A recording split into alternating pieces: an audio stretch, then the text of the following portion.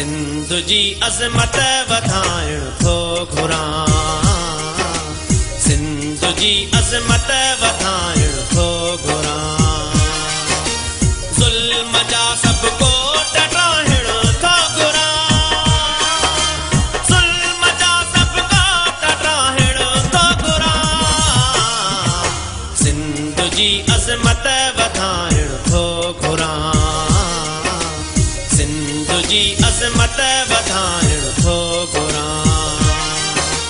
ज़ुल्म जा सब कोट ठाहिण थो घुरां, ज़ुल्म जा सब कोट ठाहिण थो घुरां।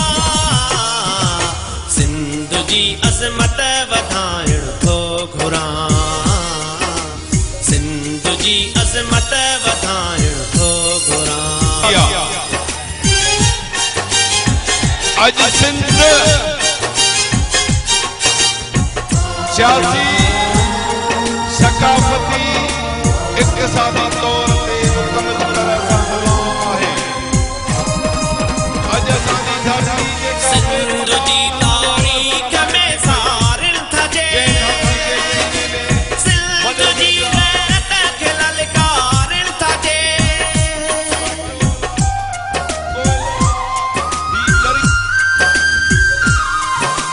सिंध जी तारीख़ में सारिल थजे, सिंध जी गैरत खे ललकारिल थजे। तिने कुधन जा कंध काटण थो घुरां, तिने कुधन जा कंध काटण थो घुरां। ज़ुल्म जा सब कोट ठाहिण थो घुरां, ज़ुल्म जा सब कोट ठाहिण थो घुरां। सिंध जी अज़मत वधाइण थो घुरां, सिंध जी अज़मत वधाइण थो घुरां।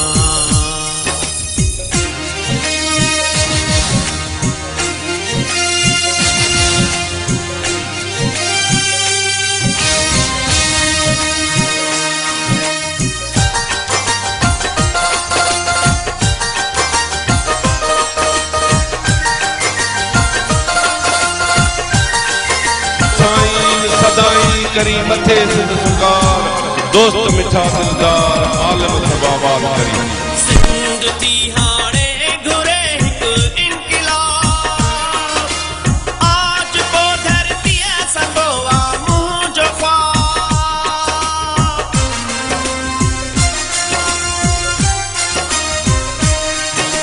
सिंध थी हाणे घुरे हिकु इनक़िलाब, आज को धरतीअ संगो आ मुंहिंजो ख्वाब। कलम खे हथियार ठाहिण थो घुरां, कलम खे हथियार ठाहिण थो घुरां। ज़ुल्म जा सब कोट ठाहिण थो घुरां, ज़ुल्म जा सब कोट ठाहिण थो घुरां। सिंध जी अज़मत वधाइण थो घुरां, सिंध जी अज़मत वधाइण थो घुरां।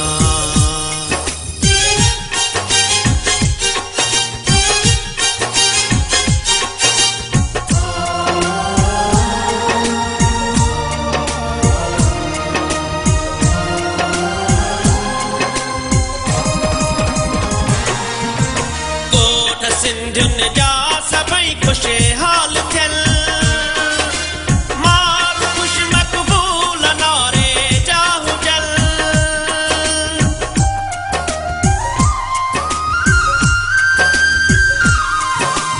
कोट सिंधियुनि जा सभई खुशहाल थियल, मार ख़ुश मक़बूल नारे जा हुजल।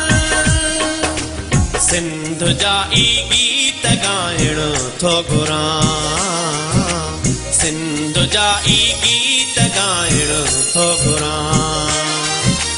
ज़ुल्म जा सब कोट ठाहिण थो घुरां, ज़ुल्म जा सब कोट ठाहिण थो घुरां। सिंध जी अज़मत वधाइण थो घुरां, सिंध जी अज़मत